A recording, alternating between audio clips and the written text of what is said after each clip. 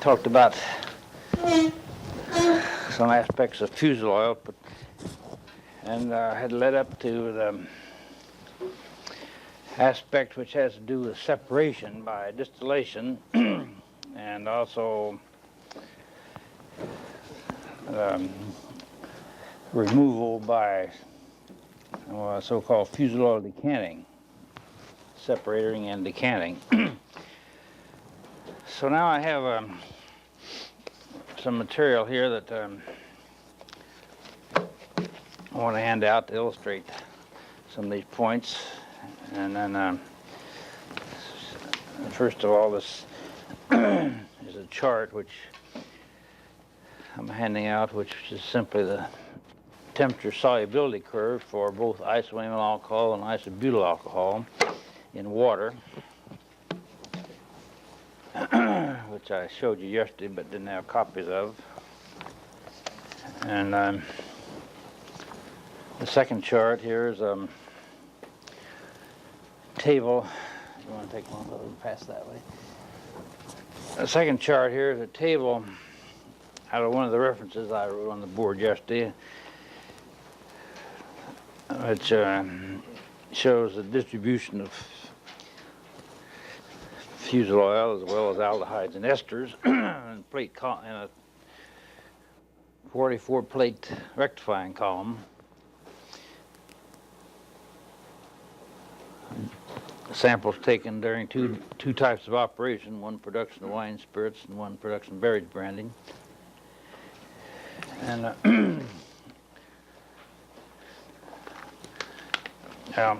maybe we ought to stop and discuss those just for a moment, and then I'll got a couple more handouts here.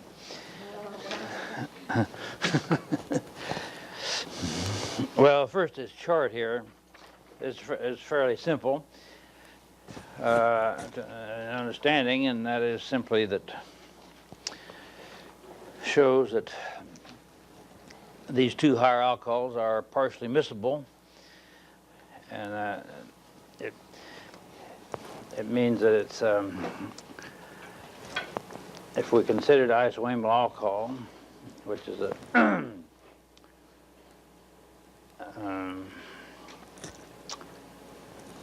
the outer curve here, that any point underneath the curve represents a region of two phases, or a region of immiscibility.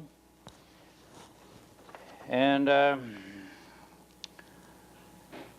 at any particular temperature that you choose here on the vertical scale, if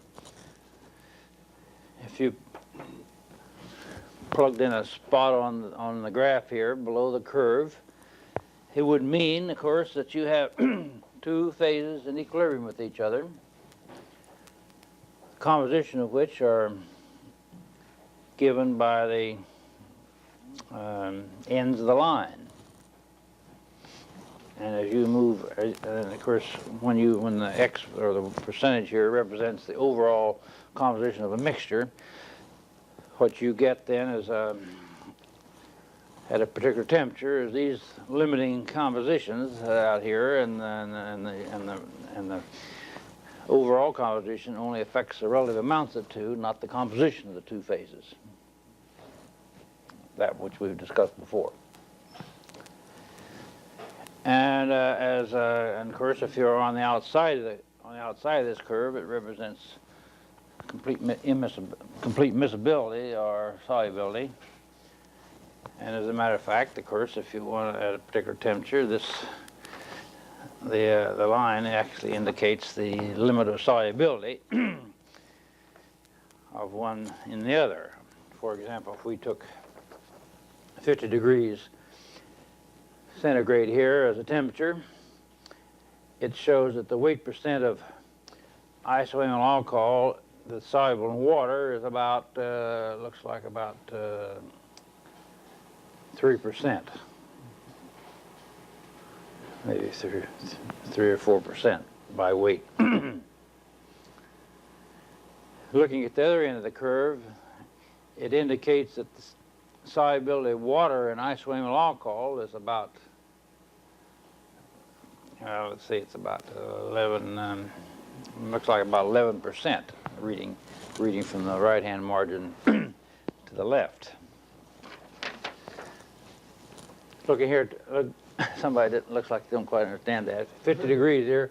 You see, it would about 89%, at about 89% isoamyl alcohol, you would reach the point of solubility, or about, in other words, that represents then 100 minus 89, or 11% solubility of water in isobutyl alcohol, if you want to express it that way.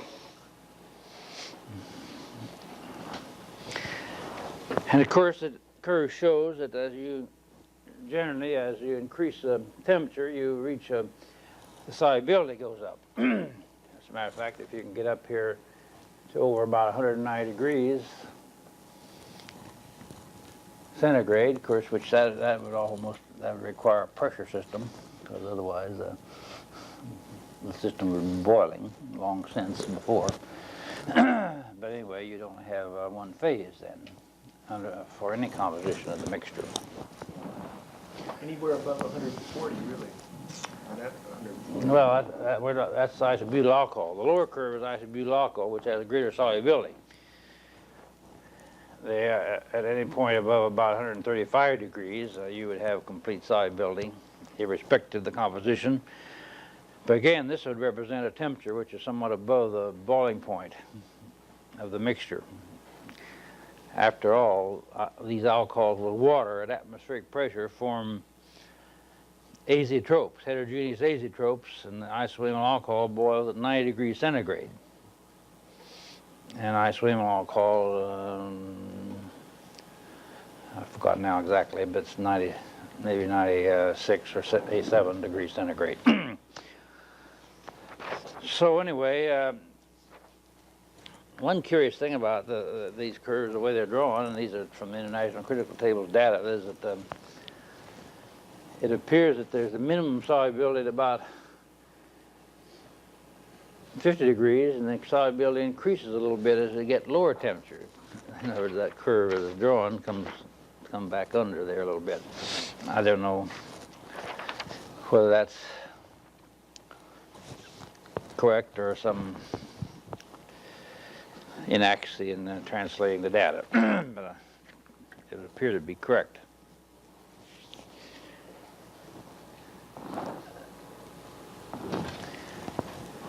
And then didn't I hand out a curve yesterday?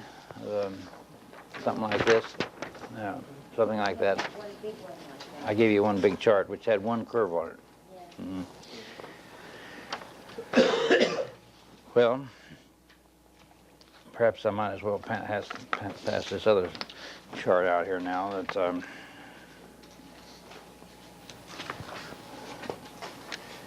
you can take one of those and pass them along.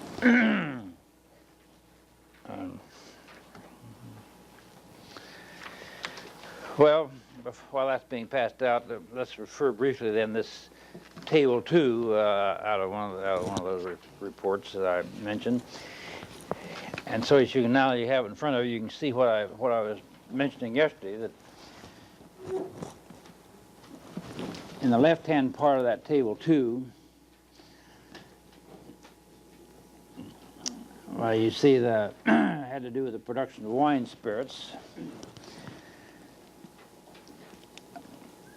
As I wrote down at the bottom here, the feed material going into the column into the still was 5.9% by volume, and the distillate was said to had been taken off at about 192 proof from plate number 37. You see that's when I got these, the left-hand column showed a sample number, but it turns out to be they missed a few trays, so in actuality the plate numbered from the bottom, the rectifying section, to the top is given in the second column. So in other words, the product was being drawn off as a side stream at the 37th tray, or the 7th one down from the top, and at the time the sample was taken, the sample shows 193 proof, and as near as our analysis would show, negligible or zero amount of fusel oil in the product. However, it may be of some interest to note that the aldehydes, of course, are concentrated toward the top, and under the conditions in which they were taking, they would have probably been better off to have been down 2 or 3 trays below for the product draw-off, where the proof is still high and aldehydes is somewhat lower. On the other hand, maybe this aldehyde's up to 11 milligram percent or 110 parts per million was simply a reflection that they were not taking off heads cut at quite a sufficient rate of operation here. They could have, by taking off maybe twice as much heads cut, this could have been brought down to a lower level. Notice the esters are relatively high on the top tray, and then they decline to some value here. But particularly interesting is the fusel oil. You see, if you go on, incidentally, up on the top tray, that 1.4, it would be the result of some artificial or inherent errors. For example, you may aldehydes sometimes give a little bit of a color test, so it's a negligible amount the way we ran these fusel oil samples. So if that's the way the results came out, but it really wouldn't probably be fusel oil up on that top tray. It's not very much anyway, compared to what you find if you go down the column and you see it begins to rapidly build up. Even it's up to 640 parts per million at tray 22, when the proof is still 189. This is simply a reflection of the fact that it's built up to a very high level in the lower part of the column, and it spreads up the column if it's not being removed. So it's appreciable levels up at fairly high proof. So when we got down to where it tested about 150 proof, it was 24% fusel oil. Now that would have been very easy to separate in 2 phases by just adding a little water. In fact, it was probably on the verge of separating. The next 2 trays down, the next 4 trays down actually had 2 phases present. By measuring the relative amounts of the 2 phases and the composition of each, those figures there in the proof column represent the approximate mean proof. You have 7 and 6 you're talking about? Plates plates 1, 2, 3, and 4. Plate 6, which are tested 150.8 proof, still had only 1 phase, but it tested 24,100 milligrams per 100 milliliters, or 24.1%. Or it isn't strictly percent, it's grams per 100 milliliters, 24.1 grams per 100 milliliters. In this same reprint, there is a table, another little minor table, which shows the composition of the 2 different phases in here, if you want. And there is some copies of this reprint in the reserve shelf in there, in case you want to look at it. But I think this is rather interesting comparison, because the same equipment was later used for production of beverage brandy, and the results are given of this run when they're producing beverage brandy. In the right-hand part of the table, and of course the tray numbers still apply over in the left-hand column. In this case, the feed was 8.4% by alcohol by volume, and the distillate was said to have been produced 168 proof from tray number 8. Well, I've underlined tray number 8 there. At the time of taking the sample, it was only about 155 proof, as the results show.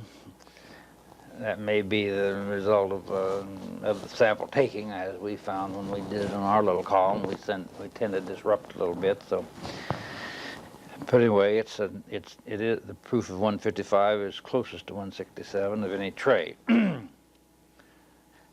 And as far as that's concerned, it could partially be due to the fact that this is a large column, about 6 feet in diameter, and that the sample cock's on the opposite side of the draw-off tray, so you might have had a concentration gradient across the tray. It may have accounted for part of this also. I don't know. I'm just guessing that could have been the case, and very logically it could have been. So in other words, you see there the fusel oil was 110 milligram percent, of course expressed at 155 proof, so it's well below 100 milligram percent expressed at 100 proof. And the tray below, about 105 proof, was slightly higher, 121, but you see the values are all very low. And of course, the reason it can't build up is because at the strength of the side stream distillate when you're making beverage brandy is that this is approximately the maximum point in the concentration, or maybe only a tray which is only slightly less than the maximum tray. So you're taking it out of the system with the product as fast as it's formed, so you never can get any accumulation when you're producing beverage brandy. This is all At relatively low proof, that is 170 proof or less.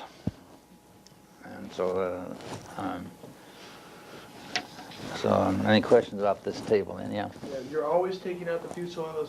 This is always the case when you're producing beverage brandy. You can't separate fusel oil from the product. Well, that's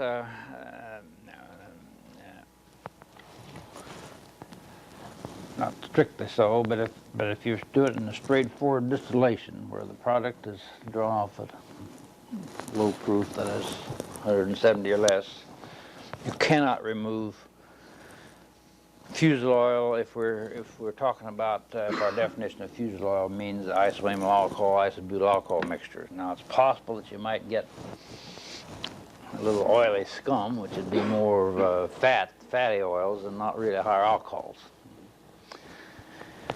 Now there are some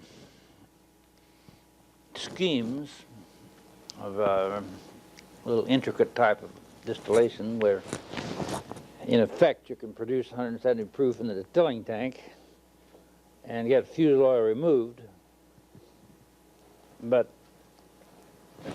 to express these techniques in a general sort of way, the only way that this was possible was to have had either all or a significant part of the brandy, of the alcohol in the brandy, have gone through a high proof stage, some part in the process. Otherwise, you couldn't have gotten separated.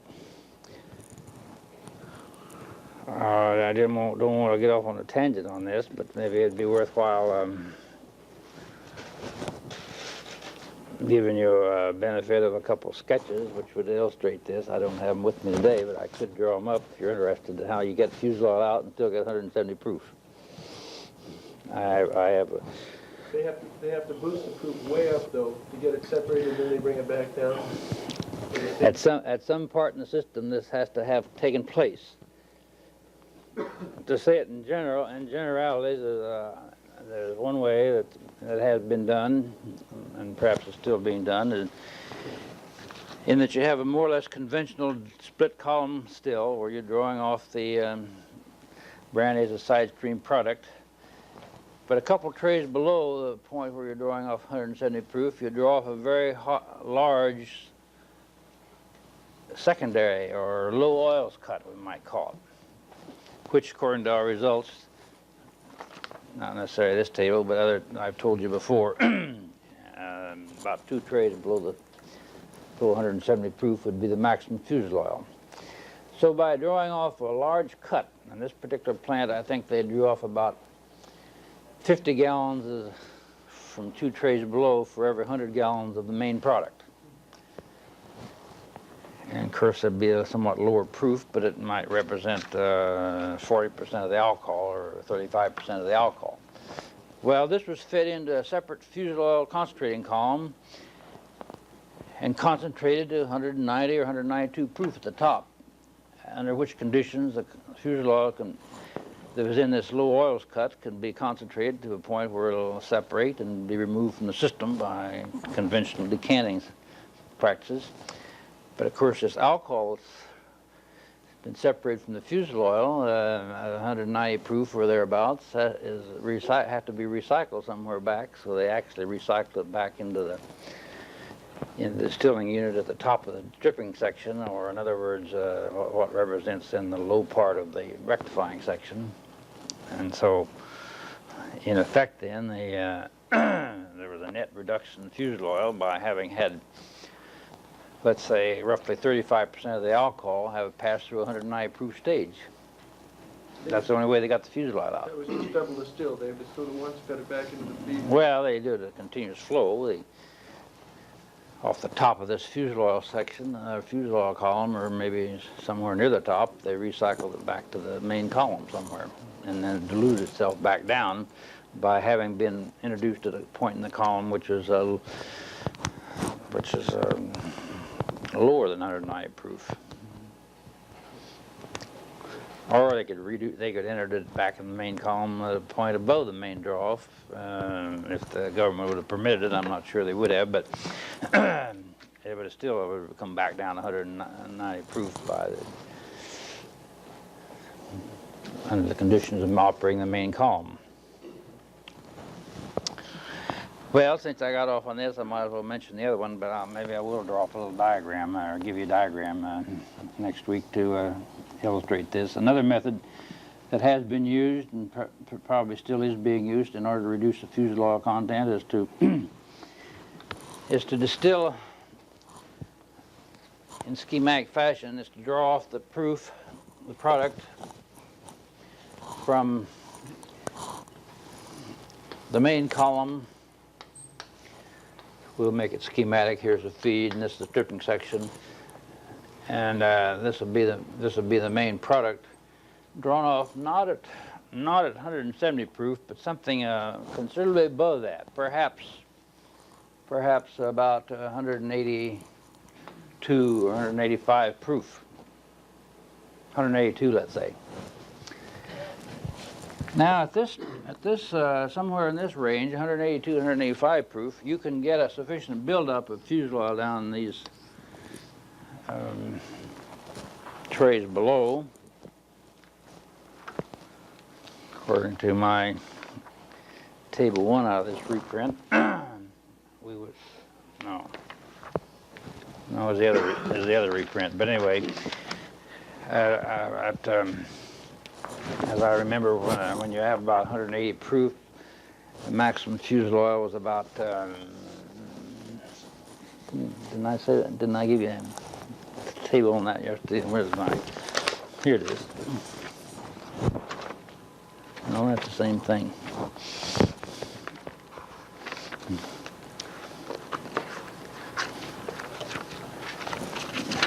This is what I was looking for. Here's a table of our own experiments in which, when we were distilling 181 proof, at the time of our sampling, we had the maximum fusel oil on 5 trays. No, it was only 4 trays below the draw-off point, and the fusel oil level was around 900 milligram percent, or about 1%. So perhaps this is a little bit too low. Maybe we'd have to go up to 185 in order to get very much. But anyway, at some proof in here, 182 to 185, you can get sufficient concentration so that you can draw off a low oil cut. Will be a sufficient concentration so that when you dilute with water, you can get 2 phases present, and you can use, and goes to a fusel oil decanter. All right, now that's that got the fusel oil out, but of course that doesn't affect means that you still have some limitation here, because you're above the legal limit of the product. So the way that is accomplished is take off from the condenser. Usually there are two condensers, but I'll just indicate one here. Of course, reflux. But now we take off a very strong heads cut, a large heads cut,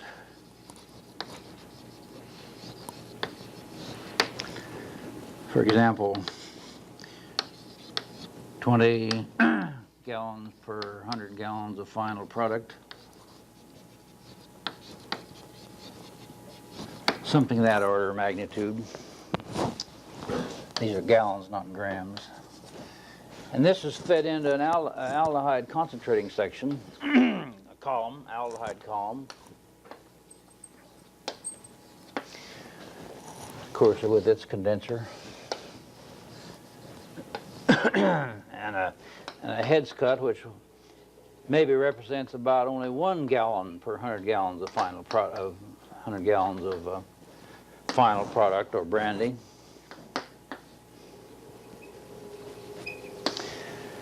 And so this column here, and of course this heads cut here would be of the order of 190 proof. Maybe 192 proof if you have enough trays here. And so if you're running, let's say 20 gallons here, we take some basis here, which we're talking about gallons now in a unit time. If this is 20 gallons here, and you only take off 1 gallon here, which again is not going to be much higher proof, it might be 192, but not significantly different than the feed. Where's the rest of the alcohol going? There's about 19 gallons of alcohol, 190 proof involved. Well, they got to be taken out somewhere as another product, otherwise it's going to run out the sewer. So the way they do it, they heat this with live steam and have quite a few number of trays here. And if you wanted to, theoretically, you could run it at such a rate that the alcohol would come out here with the bottoms, but actually, and this would be one way of doing it, and instead of running this out the bottoms, you'd have water plus alcohol and recycle that back to the main column. But in reality, the way they did it, the way they were doing it, they actually discharged essentially water at the base and drew off here at some point, some lower point in this column, a stream, which I don't know exactly what proof it was, but you could figure it out that maybe it was 140 proof or something like that. About 140, I don't know, maybe only 130. And this was blended with this stream so that the net result came out to be 170 proof. All in one continuous process. So that what appeared in the receiving tank was 170 proof. But the only reason the fuselage was reduced, and perhaps on the average it was being reduced by 40% of what it would have been otherwise, maybe as much as a half of what it would have been without this technique. But the only reason it was able to be reduced was that the alcohol, all the alcohol, went through a phase in which it was above 180 proof. And the only reason it was able to get it down to 170 proof was you was able to draw a low alcohol stream here by the fact that it's being diluted with the steam. If they had to use a reboiler, it couldn't have done this because there wouldn't be any way to dilute this alcohol. 190 proof feed. Understand it? Yeah. Why can't you just take high proof and dilute it? That's essentially what you're doing. Well, that's in some I mean, of course, this is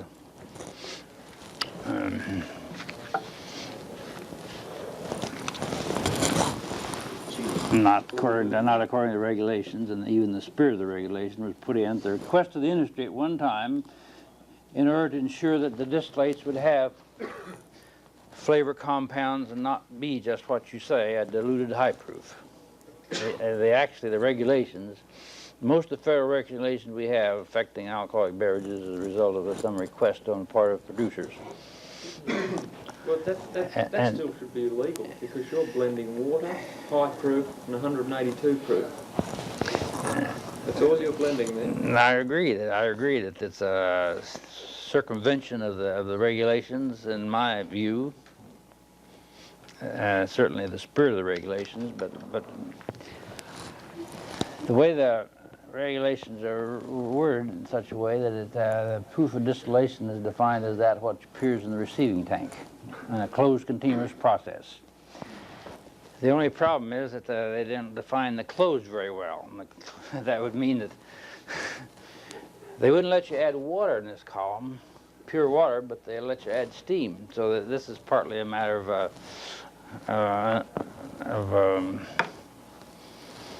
lack of engineering or technical interpretation, it seems to me, of the law, of the regulations. On the part of the inspectors and the What flavor would you get off of that then?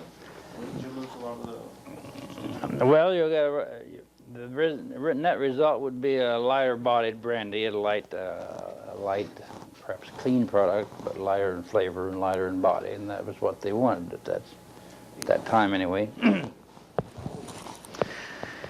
So we're getting off a little bit on a tangent. Is that another question? Couldn't you have two product places, one above the fusel oil and one below it, and then run the fusel oil out, and then the product, take a lot of product out, store it someplace, and save the fusel oil that way, then run it back through the still again and take off a product above it and below it, keep blending those two together. No. On the beverage brandy run, there's a maximum where the main product is. But couldn't you steal some of it off one of the high plates up here and off of one of the low plates and blend those two as they come out? And then keep running the same batch through it? Well, first to answer the question is yes, you could blend together two different streams. However, the levels which appear on the trays of some constituents, such as fusel oil, is the result of a dynamic balance under the operating conditions. And if you choose to draw off what appears to be a low fusel oil fraction from one of these high proof trays and blend it with one of the very low ones down here, which is low, the balance will change, and the distribution of the fusel oils will change markedly. So that, as a matter of fact, when they finally reach a balance, unless you have some place that you can remove it, why, it's going to come to the same balance that you had before, same concentration. Okay, but let's say when this stuff goes through the fusel oil decanter, that we can save the distillate out of that. But get rid of that reboiler gadget and the dilution over there. Yeah. Get rid of the aldehydes and all that dilution.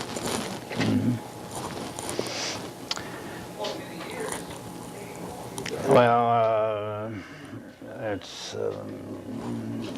it'd be theoretically possible to remove it by, like you say, not to forget about this, recycle the heads. I mean, put most of the heads back here, except for the 1% you're going to take out,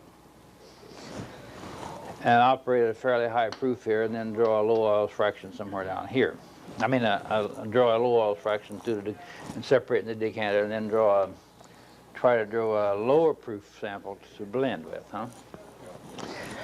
Well, theoretically, from the standpoint of amyl alcohol, this would be possible, but in reality, what you're going to get down in these low trays down here that are around a 50 or 70 proof, you're going to get a very pungent, milky material that's full of high fatty acid and fatty acid esters. It's probably more recognizable as fusel oil flavor than the amyl alcohol itself. And it would have what you might call a tail's taste composition.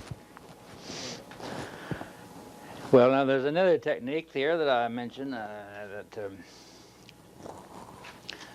can be used, and that is, which is perfectly legal, but it's not too effective or too economical. In other words, you run in a conventional column, you run your feed in here, and at an appropriate place, you draw off the product at 170 proof or thereabouts. And 2 or 3 trays below, you'll draw off a low oils cut and send it to a receiving tank to be distilled later into a neutral spirit or wine spirit. That'd be perfectly legal. But a little hesitant to get figures here, but something of the order of removal of about 30% of a low oils cut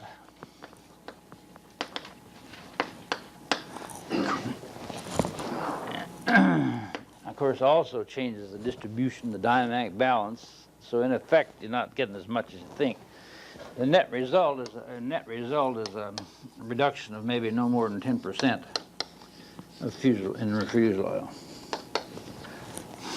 Only about 10%. So maybe you get a 10% reduction at the expense of losing not quite 30%, but maybe 25% of your potential brandy diverted to a secondary product. So that's not a very satisfactory way of doing it either. Some people have done that, however. And it may be that there is some advantage taking a small oils cut, 2 trays below the main product draw in order to remove this tendency for these fatty acids and ester type oils to accumulate down there, and it tends to, so you might be able, by taking out a small cut here, maybe only 10%, of reducing the pungency a little bit. Not next, but although analytically you wouldn't have reduced the fusel oil very much chemically. Yeah. If you'd done everything right with your feed material, all this would be unnecessary, wouldn't it? No. What's that? If you'd done everything right with your feed material, like if you'd had the right percent alcohol and everything, and they're fermented under the right conditions and everything, would you get a higher than acceptable fusel oil content, or is this all just kind of repairing? Well, as I understand, your question had to do with why we're so concerned about this, you know, and for beverage brandy, and whereas if you have the right distilling material, you wouldn't have to be worried about it. Is that right? Well, that's generally the case. And so, although some of the producers have gone through a phase that I think is fading out a little bit, in effect, what they really want, what they thought that the consumers would buy was not a straightforward brandy produced at 170 proof, but in effect one that was produced at a higher proof and therefore more neutral. But they didn't want to tamper with the regulations, and for fear that some competitor would get a technical advantage that didn't know how to do these manipulations like I tried to show here. So they preferred to leave the regulations the same so that they'd have a technical advantage over the less sophisticated producer. But in reality, if you have an ideal wine, and there's no reason to go to any manipulations to get the best product by a rather simple distillation, in my view. And if you have problems with excessive fusel oil, the proper way to do it, if possible, is to control it during the fermentation by a proper choice of materials and the proper choice of fermentation conditions and the proper choice of yeast, if that's going to, and other techniques of fermentation. That would be the ideal way to keep it proper. How many people, I mean, are there many companies that do this still, or is it mostly? To do which? To do what? To do the repairing of all those little gadgets and mixings. It's not very common, I would imagine. Not too common, no. There are some very, you know, the larger the companies, the more likely they have some elaboration of their distilling scheme. Some of the larger companies perhaps distill in a straightforward manner, but they will have an aldehyde concentrating column that they'll either run the heads into to concentrate it, or maybe run the whole product through and take it out the bottom as an aldehyde stripper, that sort of thing. But some of them don't bother about the fusel oil, changing the fusel oil. Well, let's see, where are we? getting toward the end of the period and haven't got started. Yes, I've gotten started, but there's a few other things I wanted to talk about. Well, I gave you this little handout here, which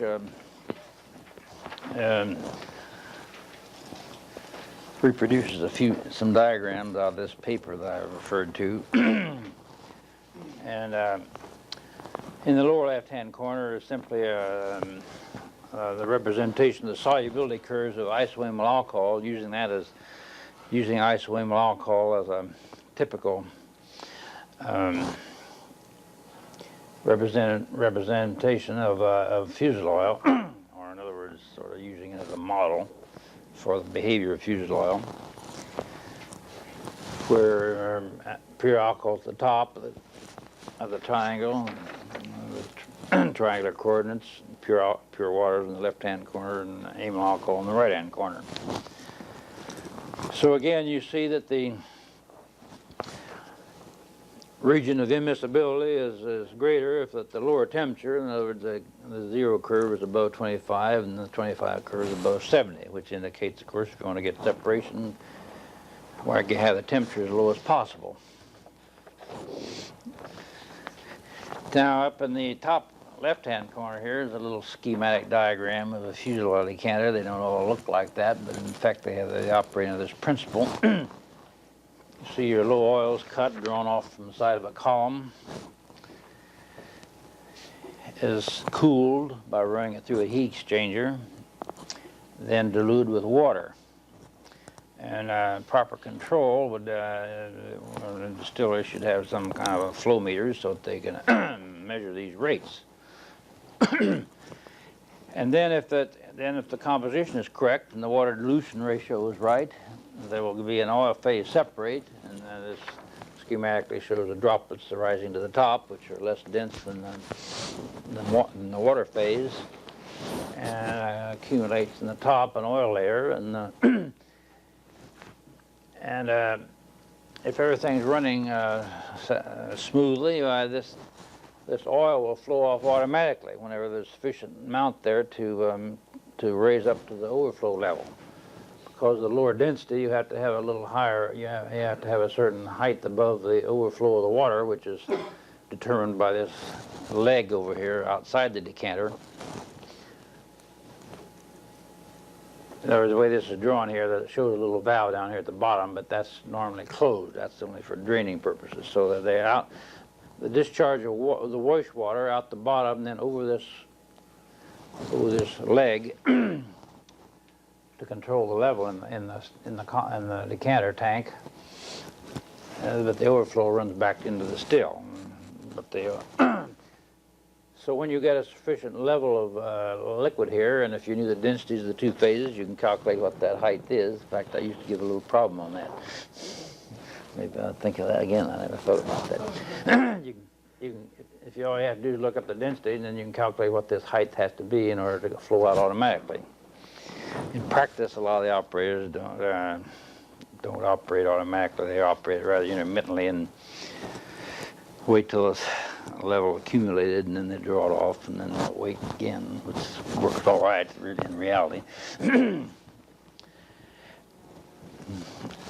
then in the right-hand corner, the chart indicates a hypothetical situation of three different compositions and how they're affected,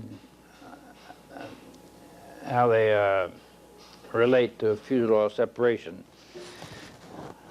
And it, beg pardon? C5H1108, that's just the empirical formula for amyl alcohol. Now over here it represents, A, B, and C represents three potential or hypothetical compositions of the fusel oil or the low oil layer that could have been fed to a decanter. Well, of course, they're all up above the curve here, so it's all one phase or a homogeneous liquid.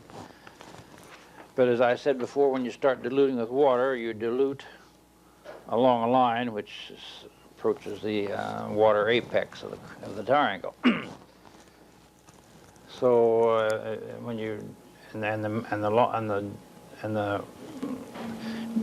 amount to which you change the overall composition depends on the amount of water added. And so with the sample represented by A, it shows that if you dilute it down to the overall composition is roughly about, well, you read here this would be about 80% water.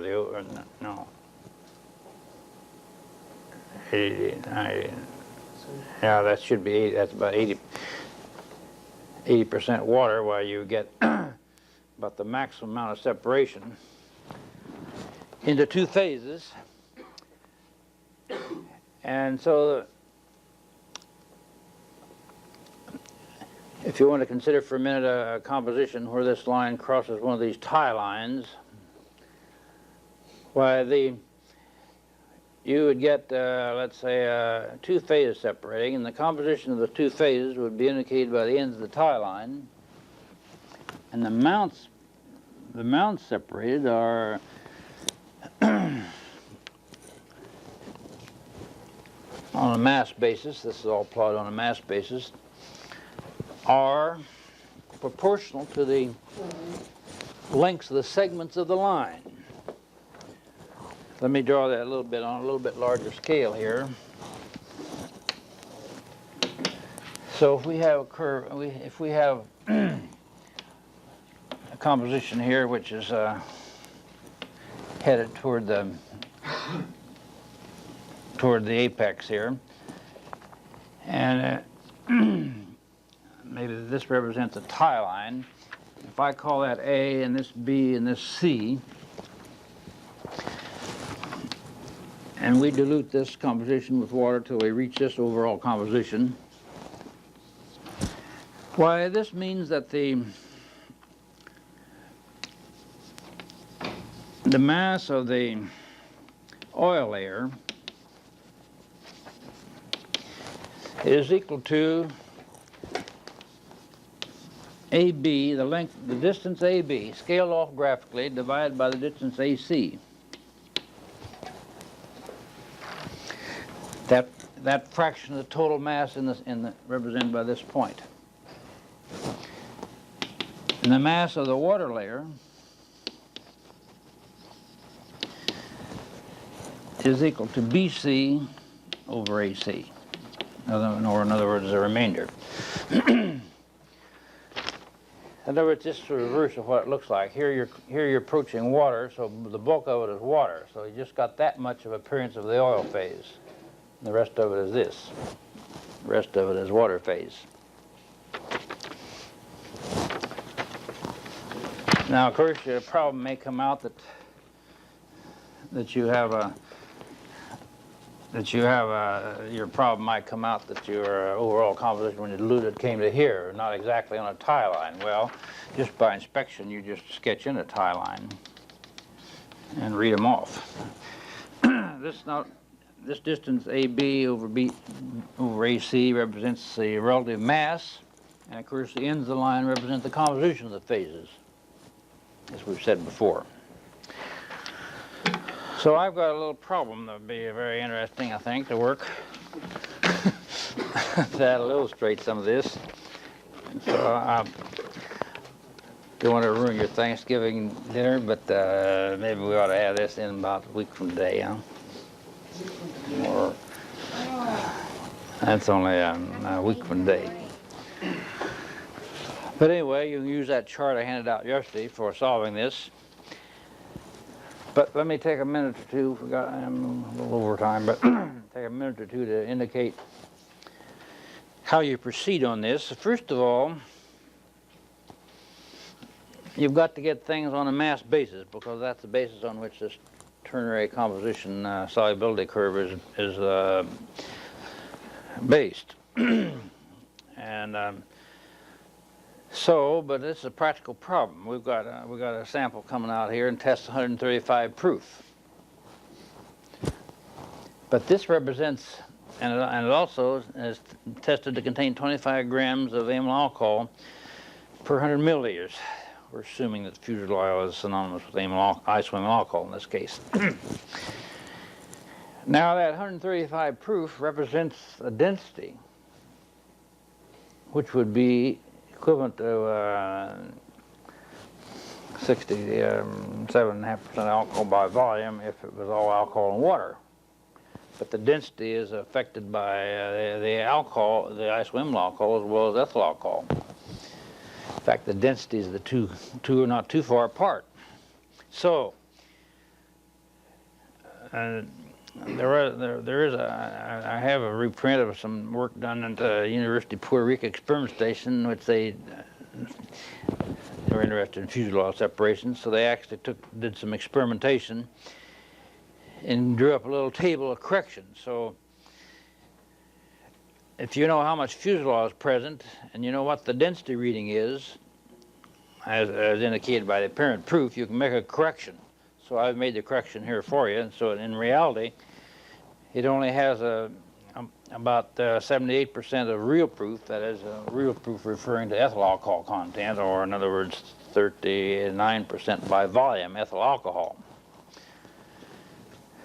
So in other words, before you can proceed on this and locate your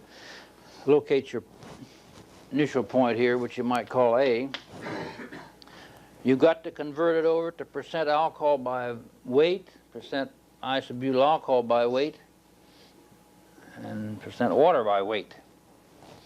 Of course, that percent water is the difference between the sum of the other two, and 100. So what you have to do is look up in a table such as the one in a gauging manual and see what the density is for 135 proof, because that apparent proof stem is only giving you an indication of the density. So if you know the density of the specific gravity, it's probably better, I should say the specific gravity. So if you know the specific gravity then of the original solution, why, you can calculate the mass of it then, or the mass of a given volume. And so then you can convert, let's say, some standard basis of volume or to percent. Then you can get to percent fusel oil using 25 grams per 100 milliliters. Then be 25 grams per 100. I mean 25 grams times some factor in grams per 100 grams. If you know the density, if you know the weight of a given 100 milliliters of solution, for example. Similarly, for ethyl alcohol, it'd be 39% by volume. You have to look up in your tables and get percent by weight. No, that's not quite right. You have to get the number of grams of alcohol. And the number of grams of alcohol then per 100 milliliters would be modified by the same factor to get weight percent that you do for the fusel oil. See what I mean? I don't think you do, but when you start working it, you should.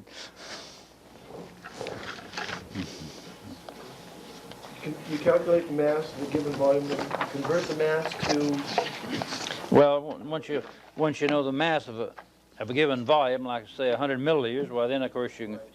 Then if you know how many grams of a component is in it, well that gives you then a division, a fraction, which represents weight percent or mass fraction.